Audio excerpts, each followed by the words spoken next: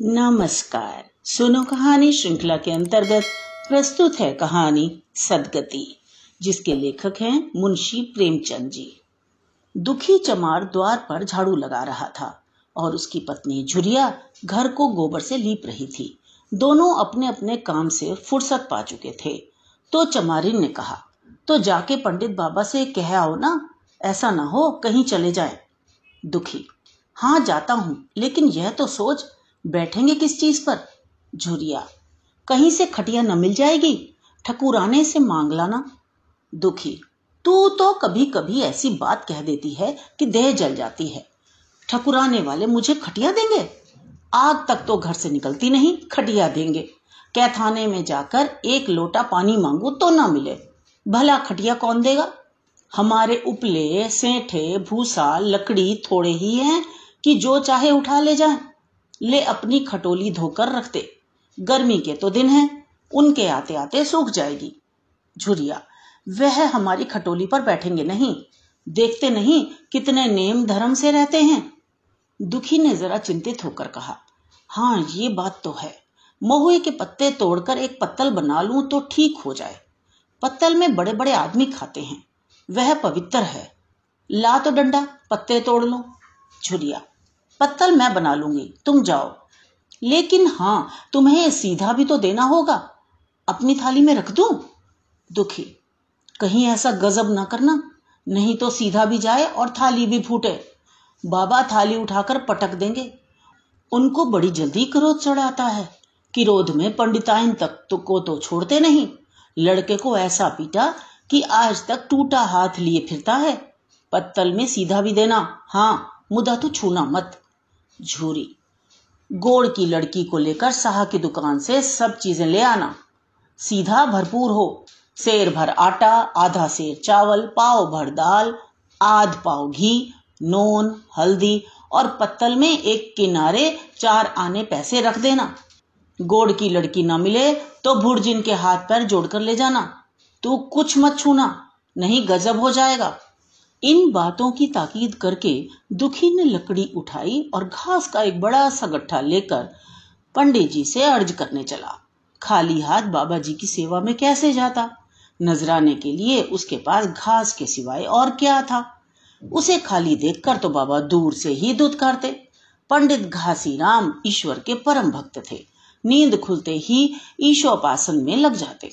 हाथ मुंह धोते 8 बजते, तब असली पूजा शुरू होती, जिसका पहला भाग भंग की तैयारी थी। उसके बाद आधे घंटे तक चंदन रगड़ते, फिर आईने के सामने एक तिनके से माथे पर तिलक लगाते। चंदन की 2 रेखाओं के बीच में लाल रोरी की बिंदी होती थी। फिर छाती पर, बाहों पर चंदन की गोल गोल मुद्रिकाएं बनाते। फिर ठाकुर जी की मूर्ति निकालकर उसे नहलाते, चंदन लगाते, फूल चढ़ाते, आरती करते, घंटी बजाते। 10 बजते बजते वह पूजन से उठते और भंग छान कर बाहर आते। तब तक 2-4 जजमान द्वार पर आ जाते। ईशोपासन का तत्काल फल मिल जाता, वही उनकी खेती थी।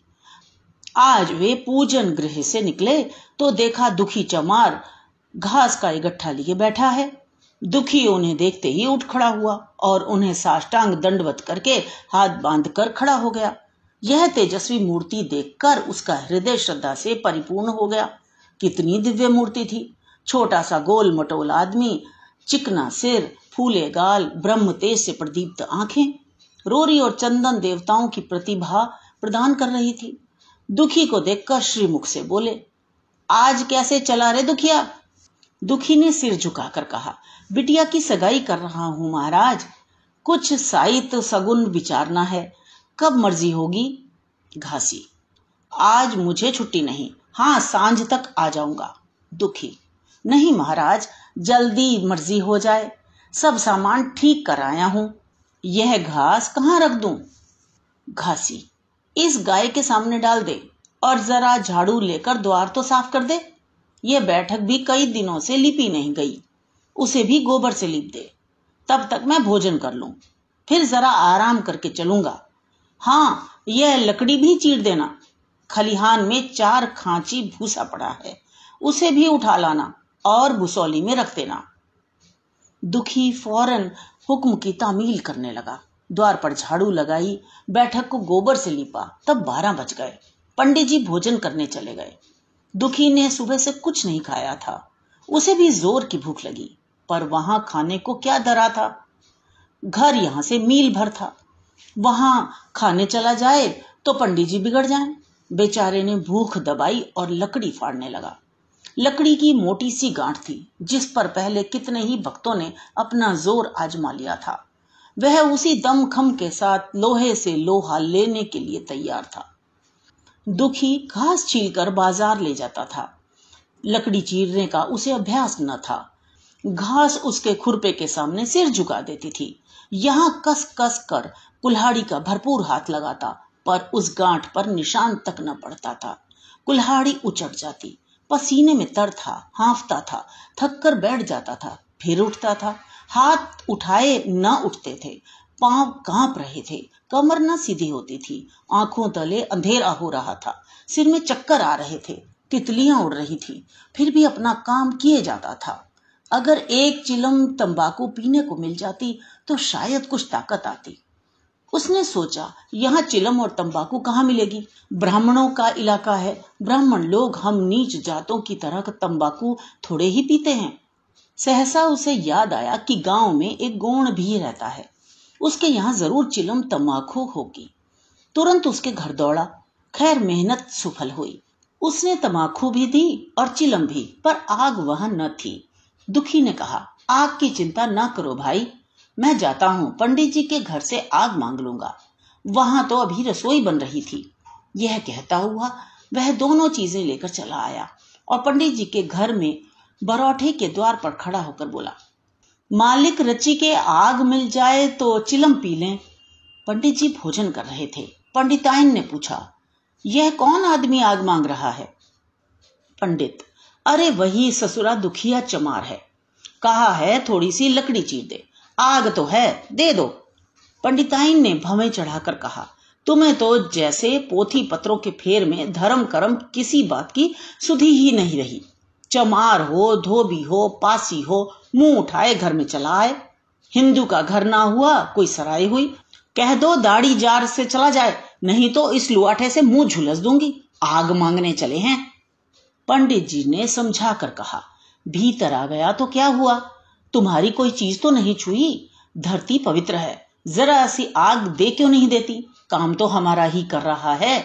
कोई लोनिया यही लकड़ी फाड़ता तो कम से कम 4 आने लेता। पंडिताइन ने गरज कर कहा, वह घर में आया क्यों? पंडित ने हार कर कहा, ससुरे का अभाग था, और क्या? पंडिताइन, अच्छा इस वक्त तो आग दिए देती हूं, लेकिन फिर जो इस तरह घर में आएगा तो उसका मुंह ही जला दूंगी। दुखी के कानों में इन बातों की भनक पड़ रही थी।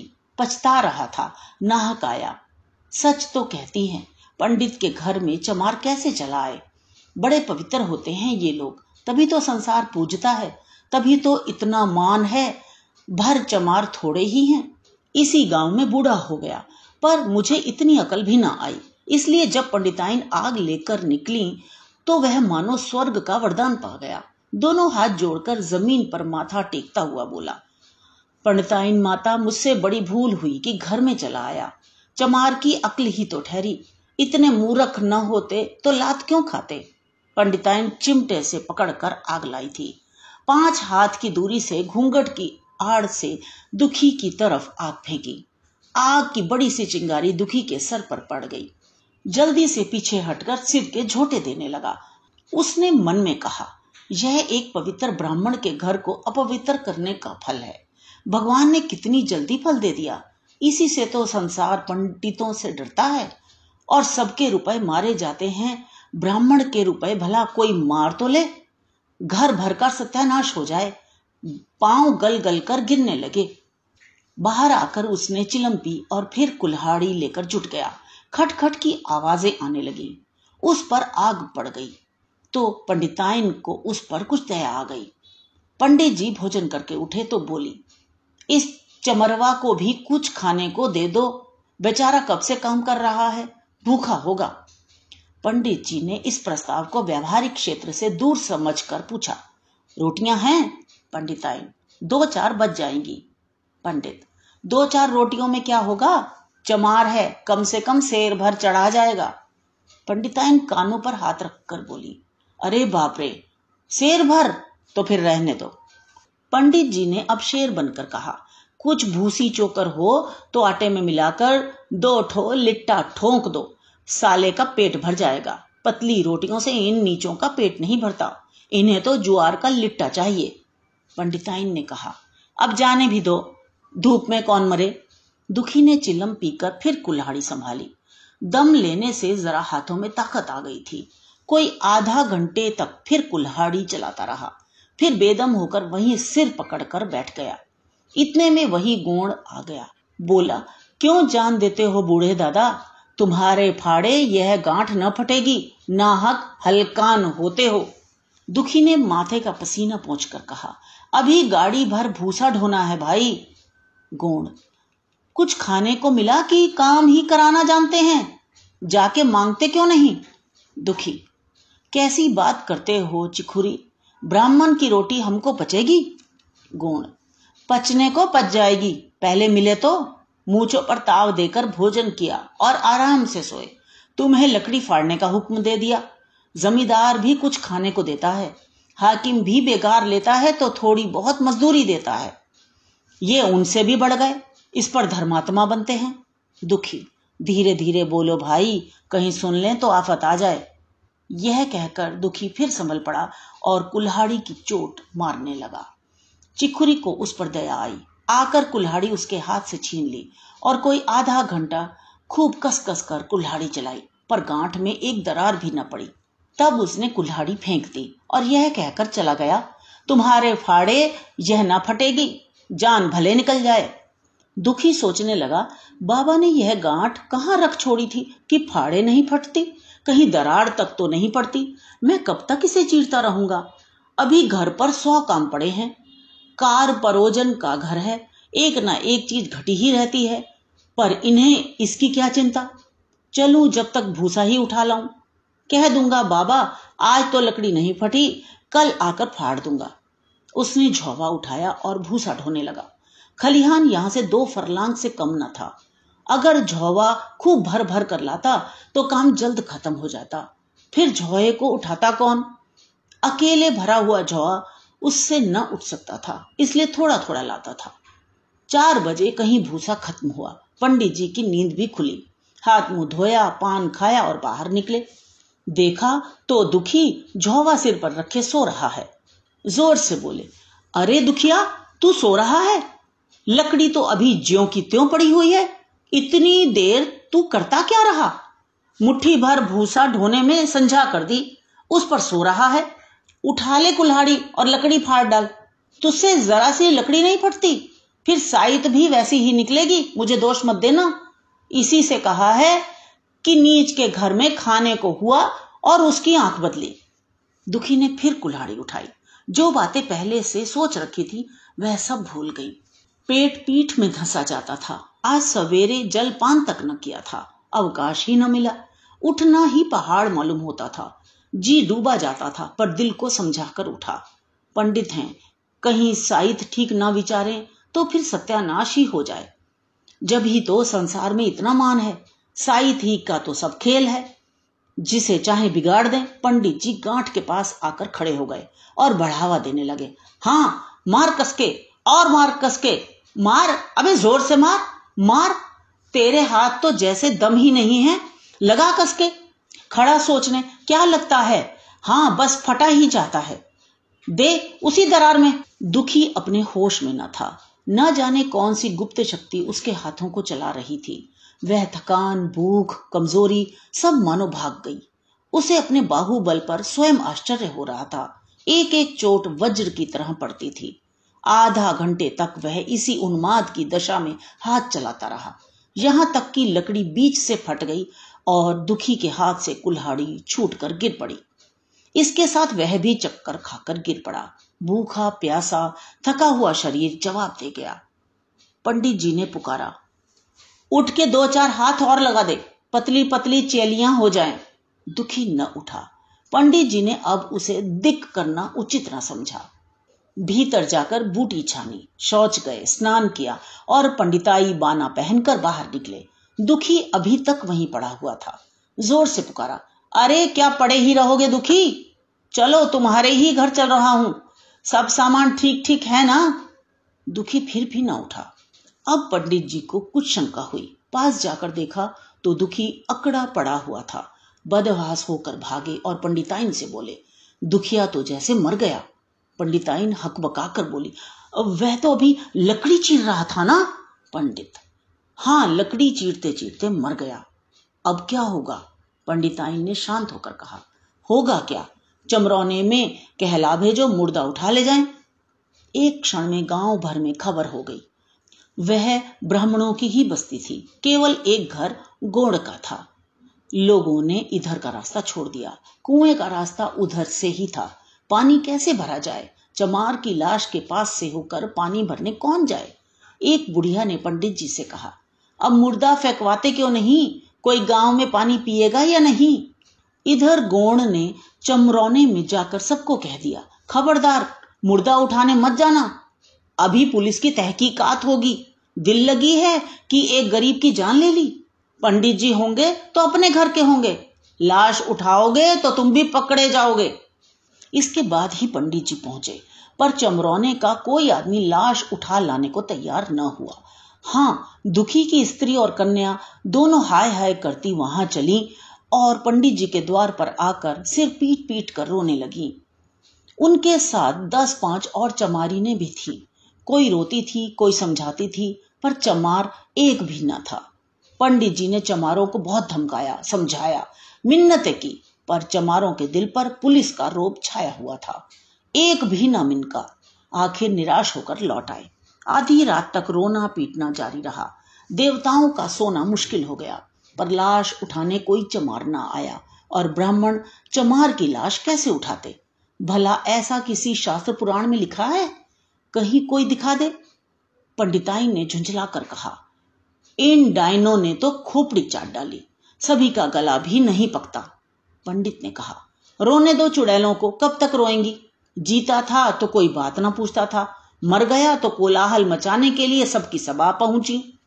पंडिताइन, चमार का रोना मनहूस है। पंडित, हाँ, बहुत मनहूस। पंडिताइन, अभी से दुर्गंध उठने लगी।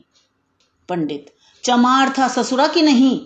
साध असाध किसी का विचार है इन सबों को? पंडिताइन, इन सबों को घिन भी नहीं लगती? पंडित, भ्रष्ट हैं सब। रात तो किसी तरह कटी, मगर सवेरे भी कोई चमार न आया। चमारी ने भी रो पीट कर चली गई। दुर्गंध कुछ कुछ फैलने लगी। पंडित जी ने एक रस्सी निकाली, उसका फंदा बनाकर मुर्दे के पैर में डाला और फंदे को खींचकर कस दिया। अभी कुछ कुछ धुंधलका था। पंडित जी ने रस्सी पकड़कर लाश को घसीटना शुरू किया और गांव के बाहर घसीट ले गए। वहां से आकर तुरंत स्नान किया, दुर्गा पाठ पढ़ा और घर में गंगा जल छिड़का। उधर दुखी की लाश को खेत में गीदड़ और गिद्ध, कुत्ते और कौवे नोच रहे थे। यही जीवन पर्यंत की भक्ति, सेवा और निष्ठा का पुरस्कार था। ये तो थी कहानी। मुझे आशा है आपको अवश्य ही पसंद आई होगी। मिलते हैं अगली कहानी में। धन्यवाद।